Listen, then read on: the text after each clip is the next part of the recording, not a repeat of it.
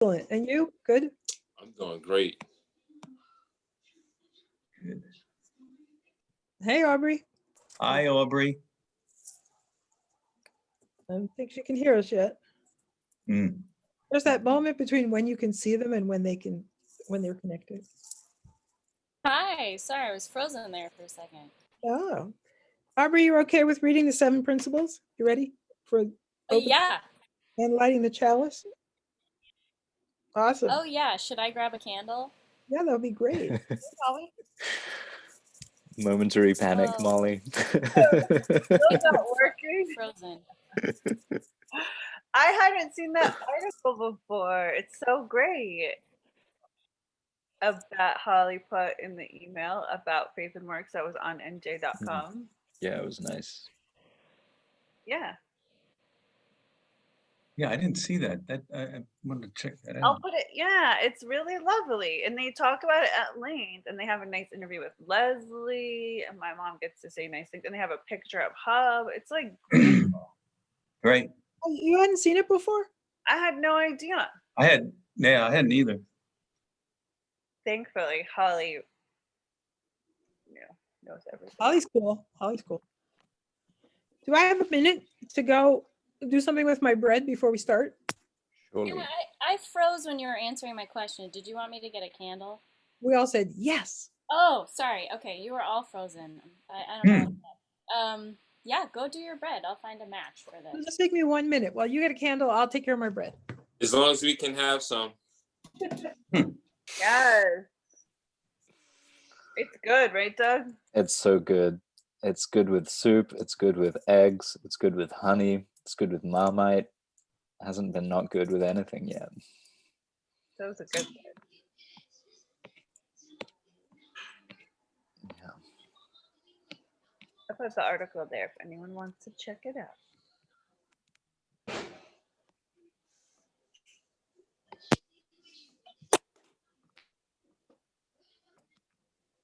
Margot sends her hellos and is sorry she can't be here, but her son's birthday is today and they have a birthday Zoom. So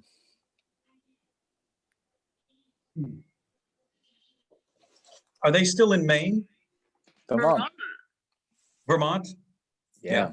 It's snowy up there apparently. Yeah. Was that a permanent move for her or? Yeah, Jamie's building them a house. Oh, And wow. Margot's advocating for running water. That's worth advocating. Yes, we for. support her in that.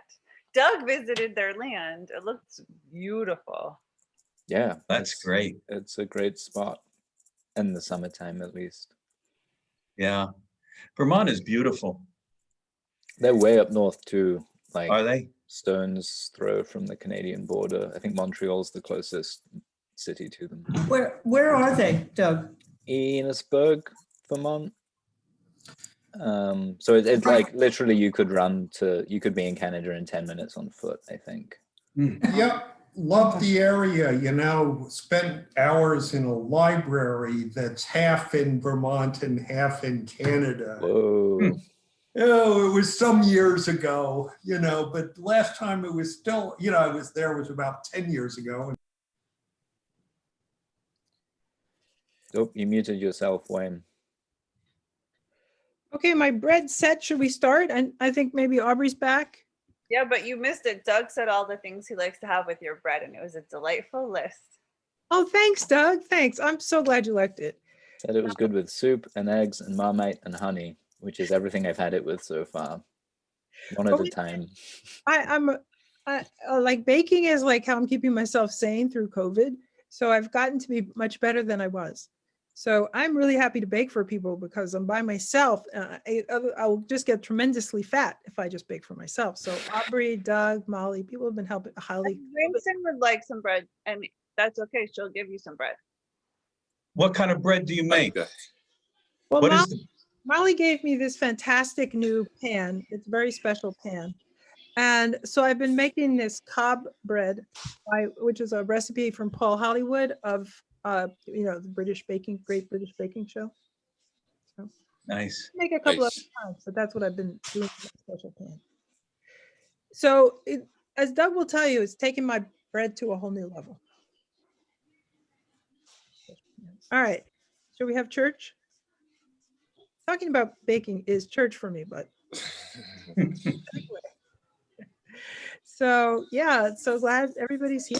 Welcome. So we're let's just start with some opening words and lighting of the chalice, and Aubrey is gonna start us off. Thanks, Aubrey. Hello, everyone. Okay, so Hi.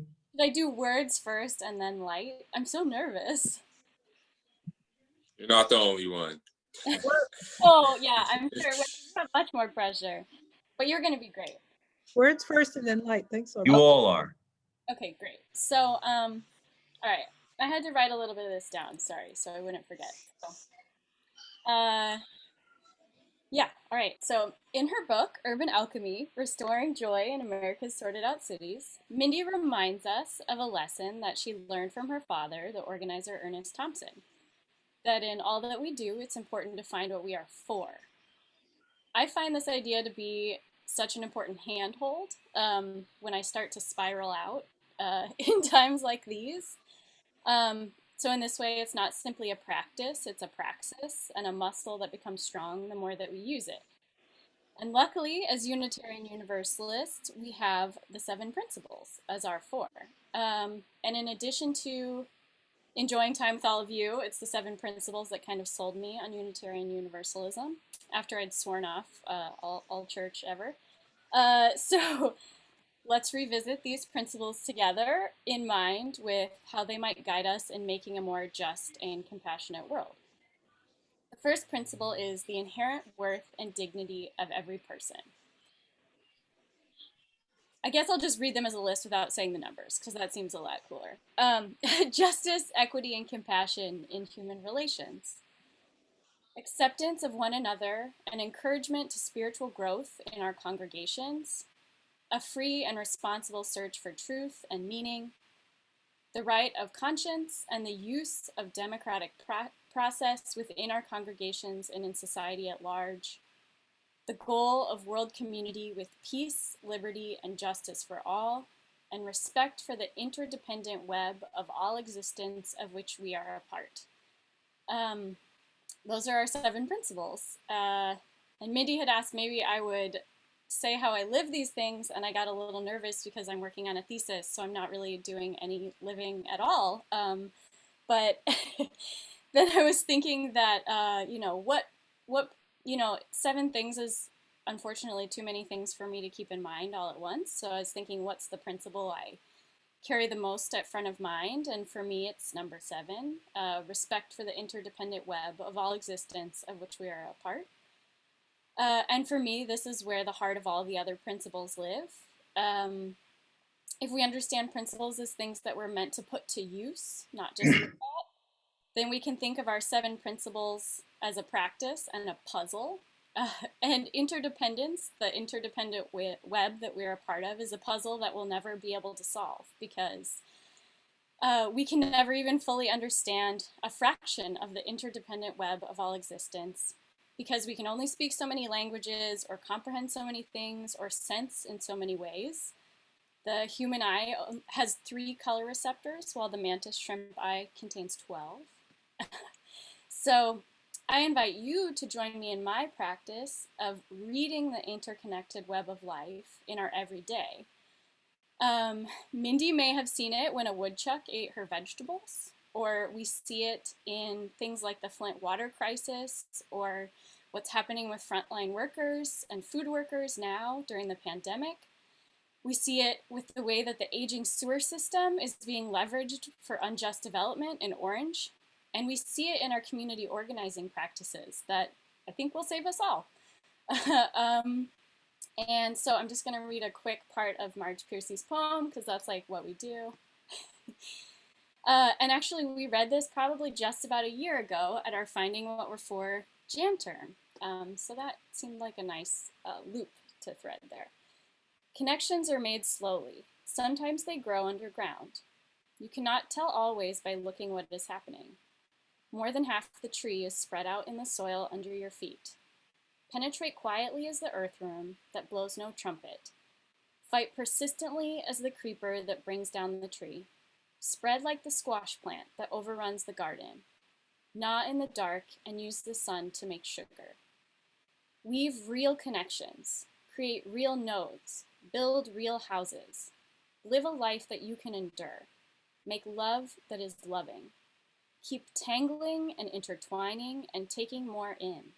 A thicket and bramble wilderness to the outside, but to us, interconnected with rabbit runs and burrows and layers. Live as if you liked yourself, and then it may happen. Reach out. Keep reaching out. Keep bringing in. This is how we're going to live for a long time.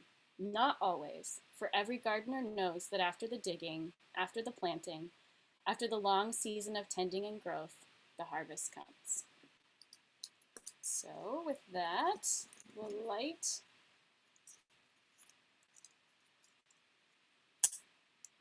Oh no.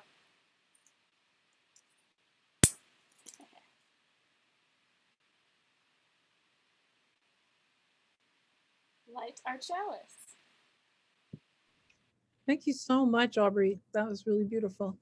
It reminded me of my monster cucumber plants that took over my yard. Happily, Doug likes cucumbers. Saved me. We should welcome Zach, Aya, and Lori, who just came in. Hi, welcome. So one of the things that the Unitarian churches do is talk about milestones, and it's not something we've done at every Faith Plus Works, but today we really do have a milestone that we want to acknowledge. So Frank. Thank you. Your words were very pertinent and inspiring, Aubrey. I just wanted to say a few things about what happened this past week. The insurgents that occurred on January 6th affected us all on many levels. It has, in many ways, shaken our belief and our faith in our system, and it has shown how vulnerable we are and how delicate things can be. The police officer who was murdered by the insurgents, Brian Sicknick, his family, he was from South River, New Jersey, and his family had been friends with the Barrs family for many generations. My cousin and Holly's second cousin, several of my cousins, were first cousin to Brian. Brian's father and my cousin Mike's mother were brother and sister. And I know the family, and it was just a horrible thing to hear, but it really brings home the way in which things like this affect us on so many levels. So I would just like to ask that we take a moment, just quietly, and think about the things that we've lost, but also think about the future and the things that we have, and our interdependent web, as Aubrey so eloquently spoke. So with that, if we could just take a moment and reflect.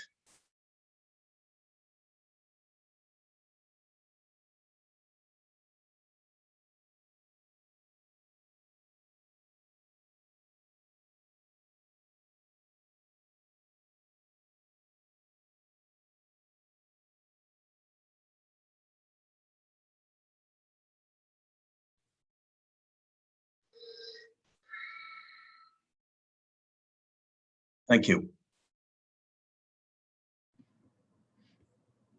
We remember, Frank, that no man is an island, never send to ask for whom the bell tolls, it tolls for thee. Indeed. And I just want to say, Aubrey, that poem is so much the theme song of what I was thinking. That's our theme song. It seems to me that somebody ought to write the music to it so that we sing it. There you go. Winston, Doug, Aubrey, all these musicians, Aya, Lori, take it away. All right. So speaking of musicians, we are so honored to have the incredible Winston in the house with us. Thank you so much. And Doug is going to make the formal introduction. Yeah, really pumped to get to introduce Winston today. Winston and I have been working together for a few years. Back in November, December 2016, shortly after the election that has led to the events that Frank was mentioning. Margot and I and our U of O colleagues decided that we would try out this idea of doing a concert called Remembering Rosa, and we thought a nice thing to do would be to invite school choirs and church choirs. And I remember reaching out to a number of churches, many of whom were pretty slow to respond, and we never got a response out until someone, I forget exactly who, said, hey, you should talk to the Minister of Music at Ebenezer. And I said, great, do you have contact info for them? And they said, yeah, it's squeakymusic@aol.com. And I thought, this is a strange email address for a Minister of Music at a renowned church in Orange. But I sent an email over and got a very enthusiastic response. And since then, yeah, it's been such a joy, not only in those early couple of years to have Winston and his choir show up and like, yeah, completely, you know, it's like the band everyone was coming to hear at Remembering Rosa for the first couple of years, I think, really, really astounding music. But then to get to work the last couple of years as colleagues in organizing the show, and just to be privy to Winston's deep commitment to community and music as two things that are intrinsically and inevitably interlinked, and to see that in the work we do together, but also at Ebenezer, and also in like seeing Winston's kids at organizing meetings and the sort of like joyful musicality that they express as well. So yeah. Very, very happy to welcome Winston Nelson Sr.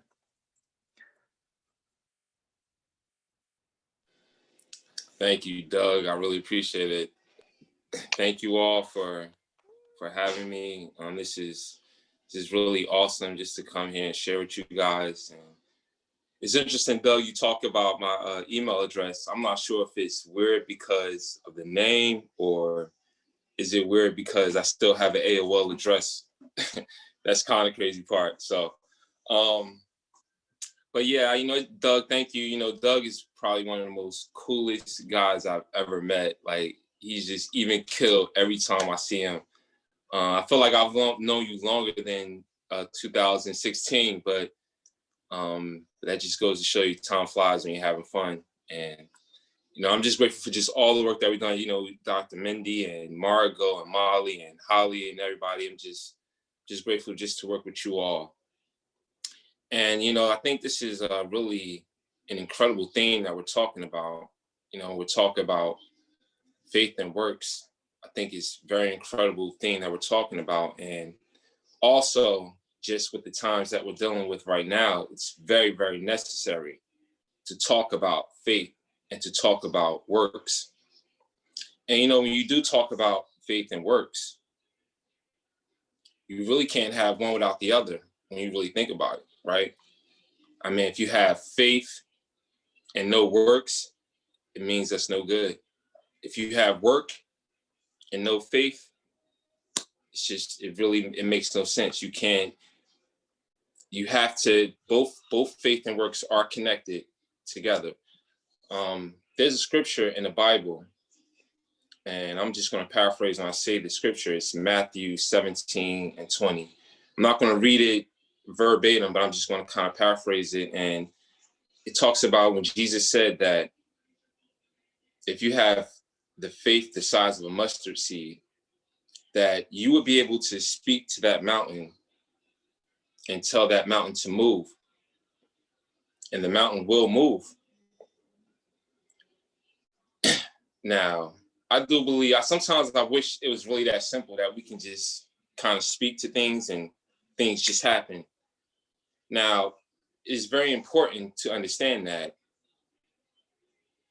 you should speak things into existence. Like, you should be able to visualize where you want to be, visualize your goals, and speak to those things that you want to happen, because that is probably the most important thing, because the power of life and death lies within the tongue. Excuse me, I'm sorry. You need something, baby? No, I just was trying to get that my All right, thing. go ahead, get it. You can get it. I'm sorry, guys. This is my daughter right here. It's okay. Life goes on Zoom. We know. I'm sorry about that, guys. It's dad things. I was saying, you have the faith the size of a mustard seed. You'll be able to speak to that mountain and tell that mountain to move. And as I was saying that, it's important to speak life into your situations. It's important to speak things into existence, because the power of life and death lies within the tongue. However, I do believe that God he's not going to always allow that mountain to just be vanished and move. Sometimes God wants us to have the faith to be able to climb that mountain that's in front of us, right? Now, the real question is, are you going to stay right there in the valley, or are you going to climb the mountain, right? That's the real question.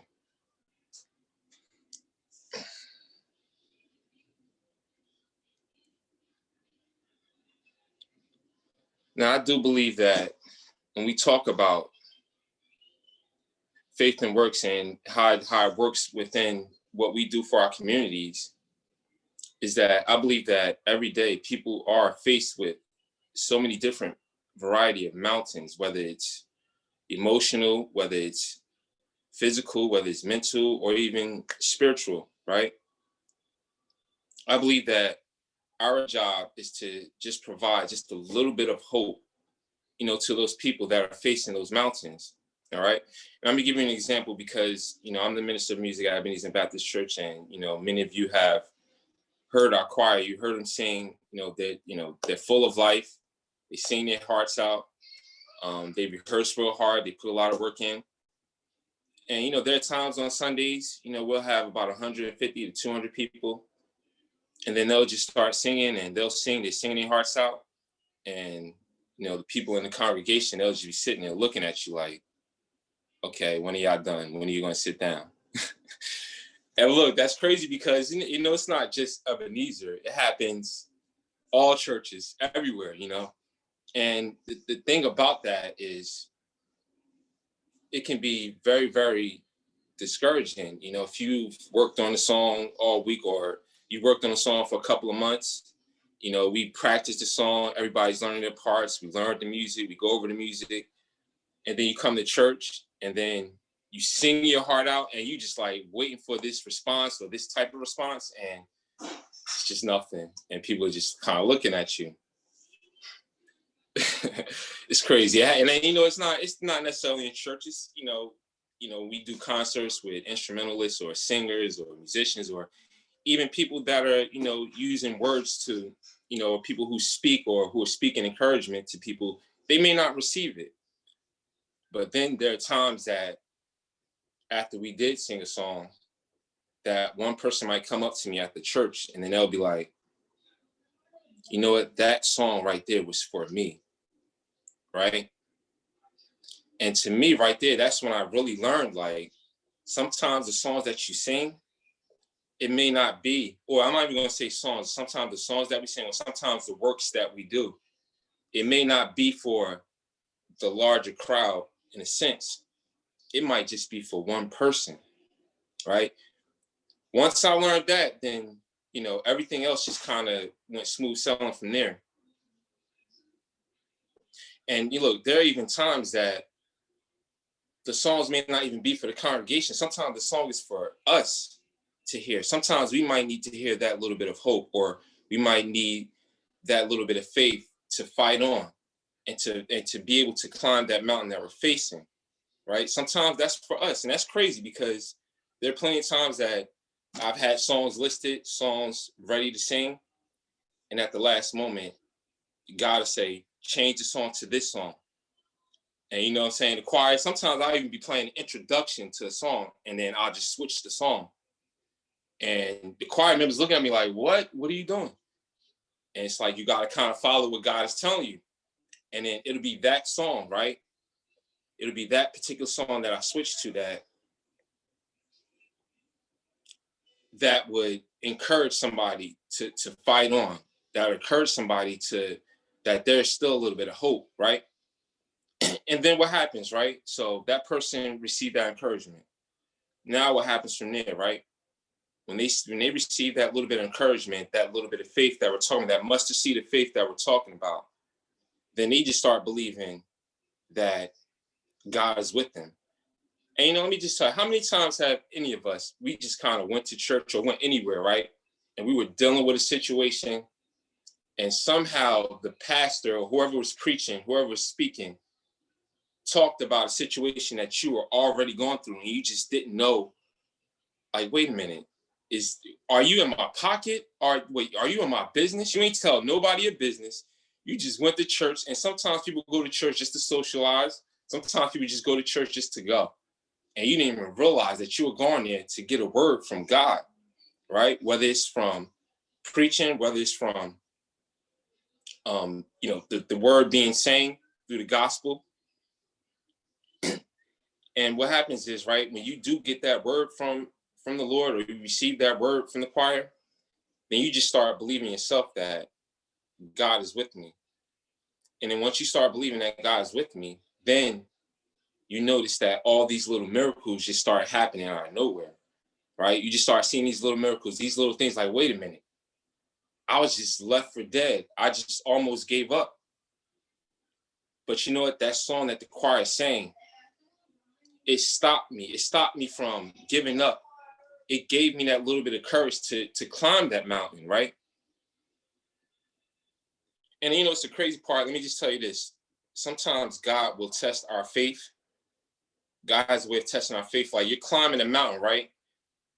And God really, really put the pressure on you. And you climbing the mountain and you just feel a drop. And you're like, wait a minute. The first thing you're thinking is like, hold up. I know ain't nobody spit on me, son. Like, what's going on, right? But then again, you just start feeling these drops and it's raining. And it's like, God, really, you just gonna pour onto me? But then somehow while you're climbing that mountain, you know, there's a little pocket in there for you to hide, that you can get a little shelter while it's raining. And that's the thing. God, sometimes he might bring the rain, but he'll also bring the shelter.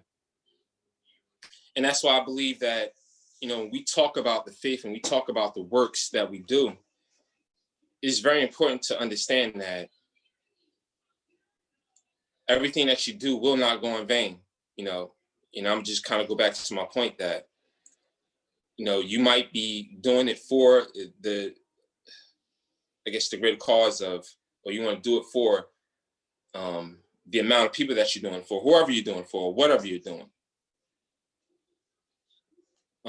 That it's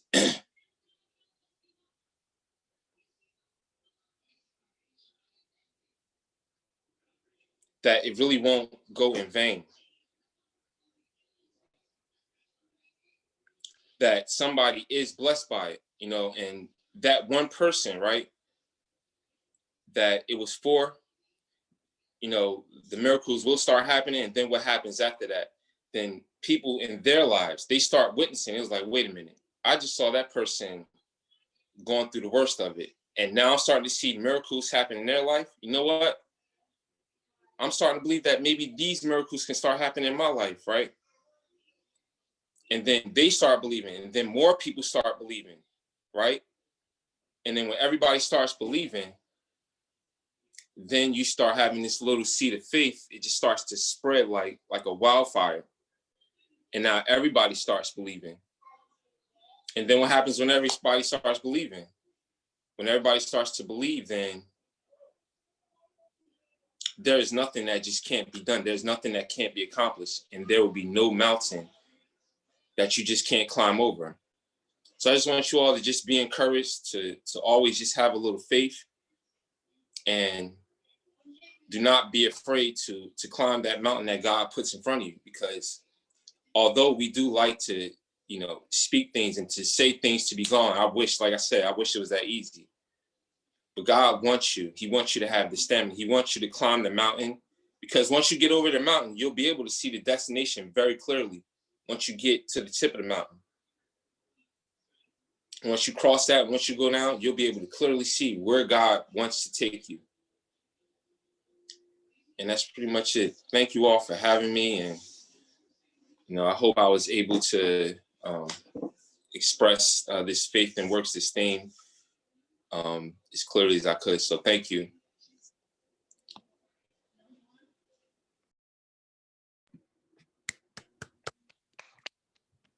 That was Woo! wonderful. That was really wonderful. Yep. Can we hear your music now, Winston? If all my stuff wasn't tied up, I'm doing a couple of shows this week. So yeah, hopefully. But next time we should. Oh, be we able want to do know. something. Please let us know more. Will do. Yeah. Thank you. Beautiful. Thank you. Yeah, it was music. It was music. Thank you. That was so perfectly and beautifully said. Yeah, people who want to share, please jump in.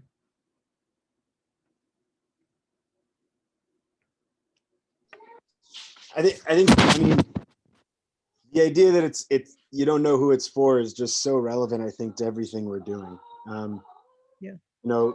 Issues are so big, but it's a grain of sand, right? A grain of sand that really starts the whole thing going, and the avalanche eventually it just builds. And I think that's a really important thing to remember, Winston, and how powerful words are, I think, is a theme that we may not have been thinking about, but is always, is really important to be remembering.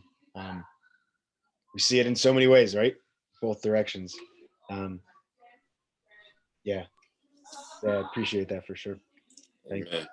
It reminds me of when you see someone who's in need, and I think there was a time when certainly people from my generation would see someone who was either asking for money or asking for a handout or asking for food or something, and they would judge them and say, well, I'm not going to give that person anything because they're going to spend it on alcohol or spend it on drugs or whatever it might be. And I came to a realization years ago that it really doesn't matter whether they do that or not. Hopefully that's not the case, but for someone to be in a position to ask for help it's not an easy place to be.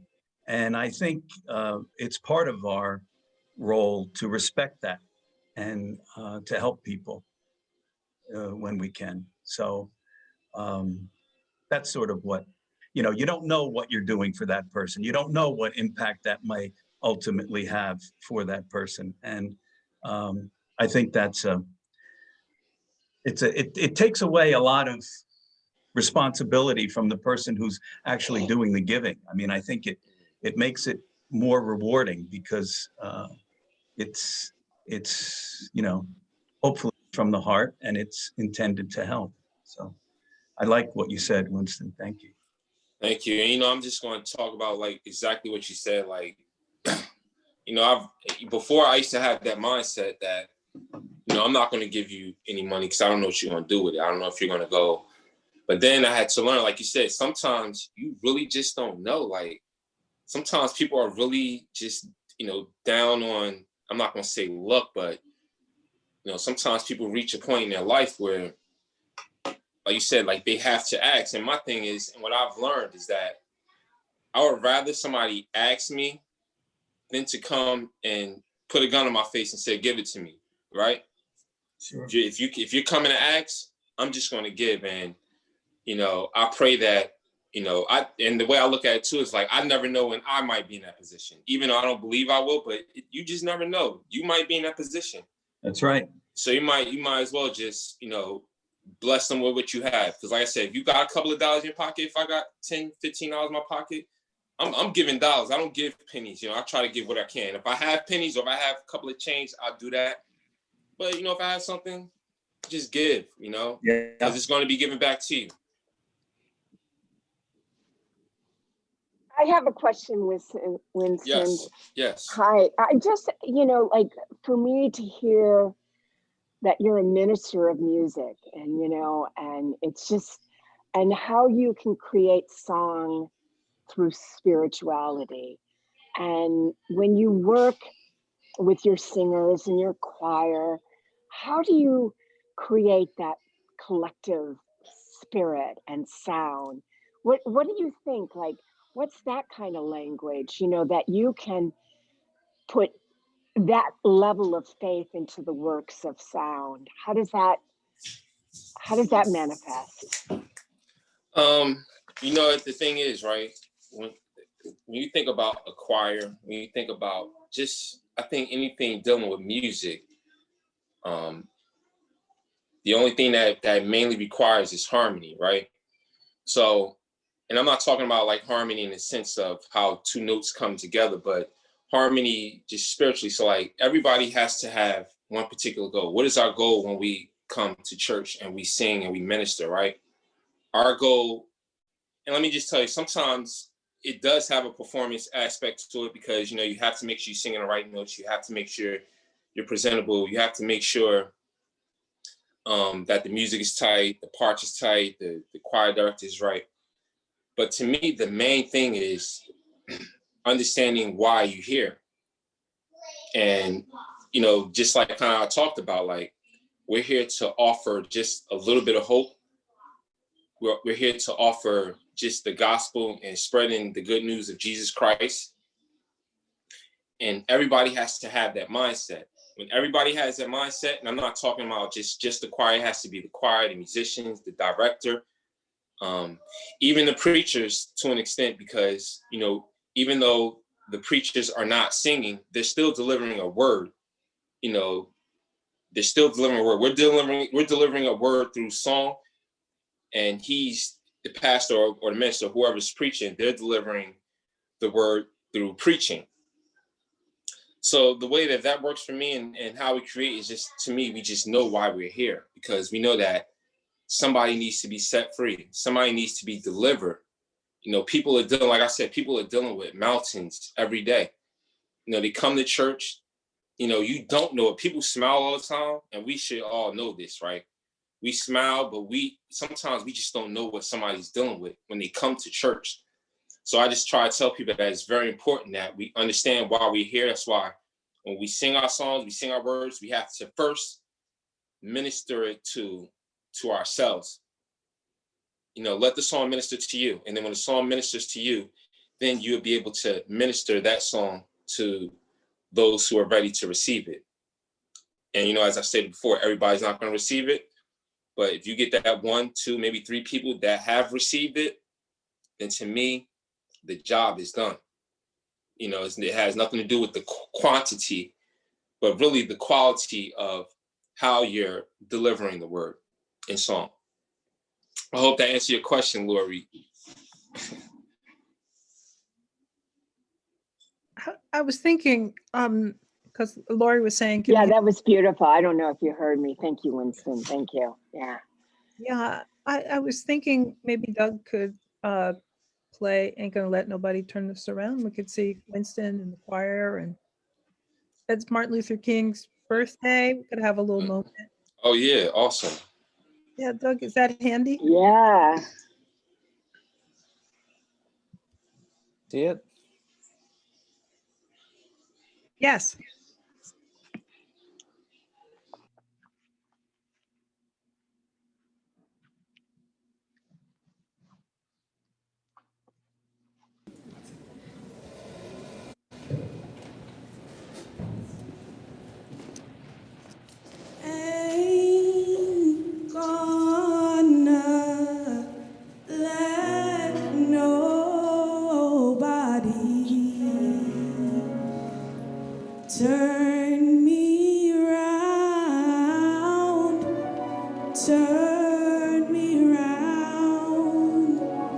turn me round. Ain't gonna let nobody turn me round. I'm gonna keep on, yeah, keep on talking, marching up to freedom land. Ain't gonna let nobody turn me round, turn me round. Ain't gonna let nobody turn me round. I'm gonna marching up to freedom land. Ain't gonna let segregation turn me round, turn me round, turn me round. Ain't gonna let segregation turn me round. I'm gonna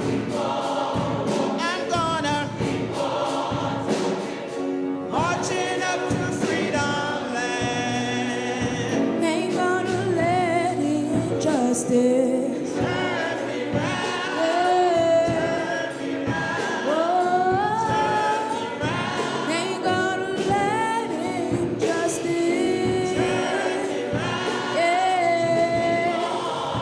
Keep on marching up to freedom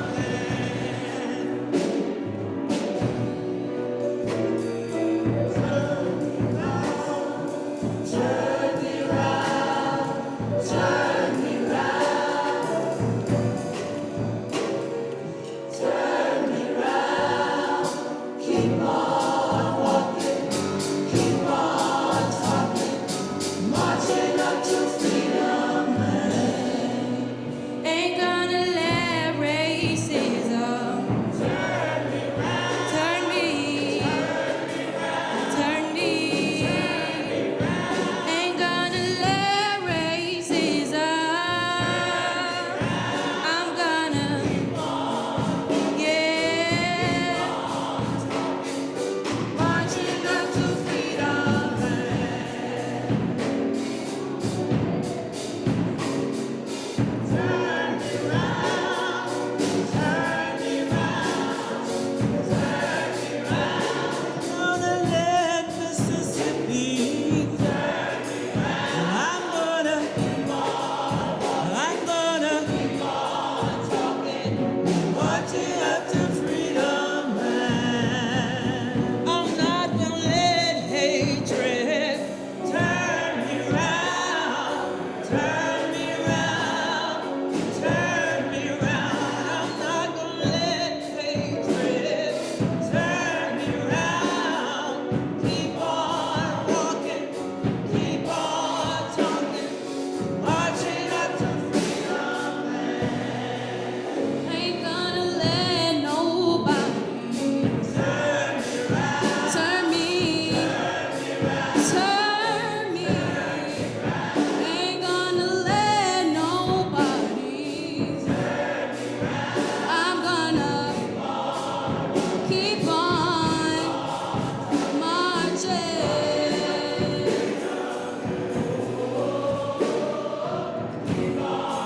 I'm gonna keep on walking.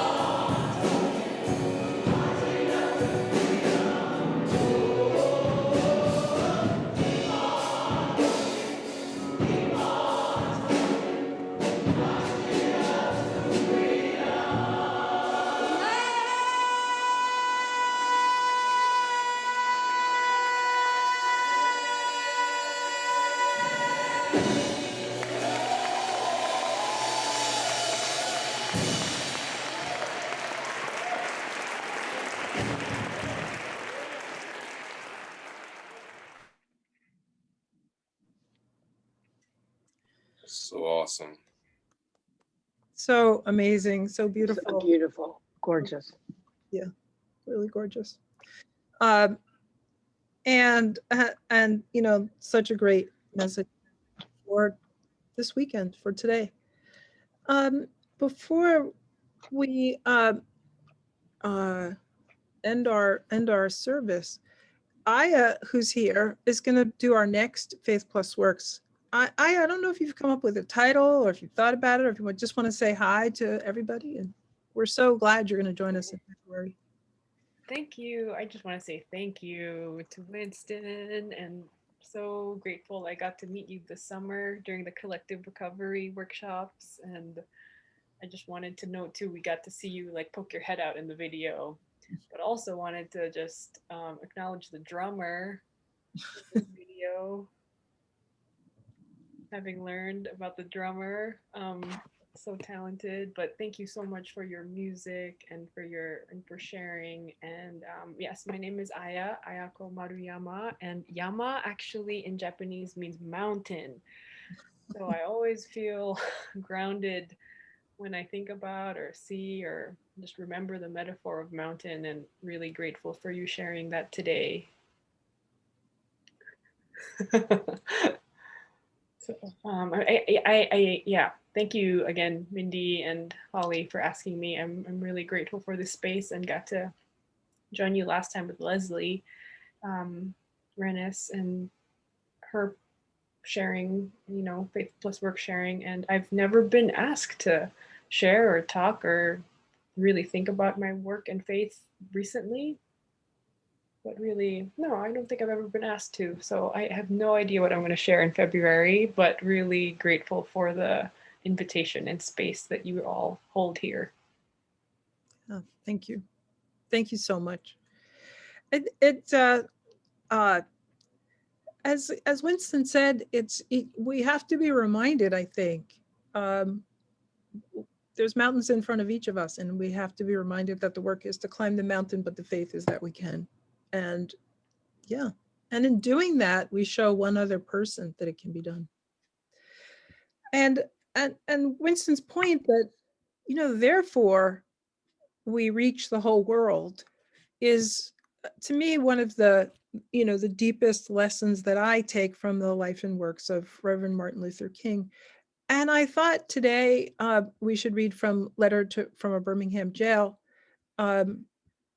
these very important works. And people said to him, "You're not from Birmingham. Why are you here?" And he said, "I think I should indicate why I'm here in Birmingham, since you have been influenced by the view which argues against outsiders coming in. I have the honor of serving as president of the Southern Christian Leadership Conference, an organization operating in every Southern state with headquarters in Atlanta, Georgia. We have some 85 affiliated organizations across the South, and one of them is the Alabama Christian Movement for Human Rights.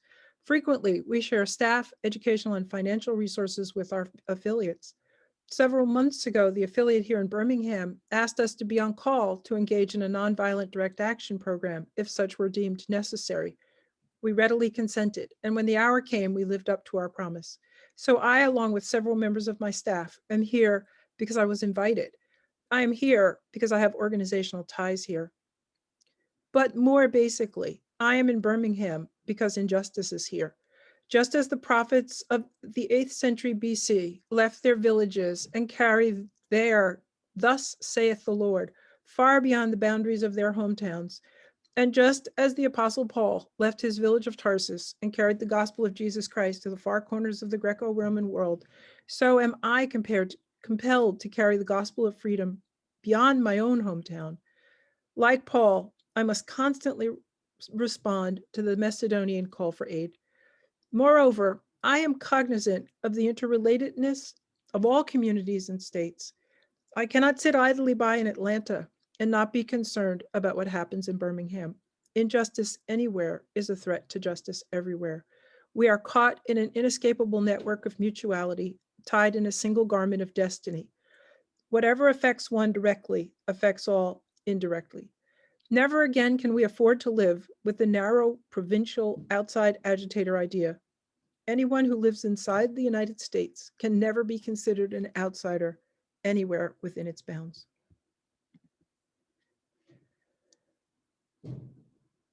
And that, I think, is where Aubrey got us started the interdependent web of life and where Winston took us and what we got to see in those two beautiful choirs combining their forces to lift our spirits. And, you know, our thoughts are with Frank and Holly and all of their family for the loss of their loved one. And with the United States, which is going through such a profound moment of crisis, and with the world, which is in agony. So, but we will remember that faith can move mountains. And if faith doesn't move it instantly, work does it eventually.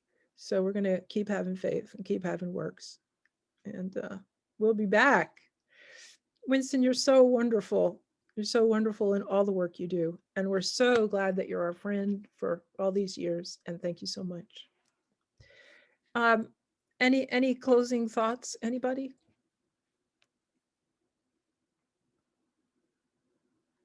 Just again, thank you all for having me. Again, my kids want to say hi. They bugging me all day. Say hi, guys. Hi. Hi. So glad to see you. Bye. Hello. Bye. All right. I can't wait to get my All right, yeah. So yeah, but thank you again. Thank you all again. This is really awesome. I'm looking forward to the next one. And you, Ayako, presenting. Yes, looking forward to it. Thanks so much. Okay, everybody. Aubrey, you could blow out the chalice and we could. Yeah, great. Thank you. So be safe, everyone. Thank Yep. you. Be safe. Thanks, everyone. Thank you. Winston, thanks all. Thanks, everyone. Great to see you. Good seeing everyone. Yeah. Thank you. With you. You be well, all. It's great to be with you. Yeah. Yeah. Enjoy the rest of your week, everybody. Yeah, Thanks. you too. All right. Peace.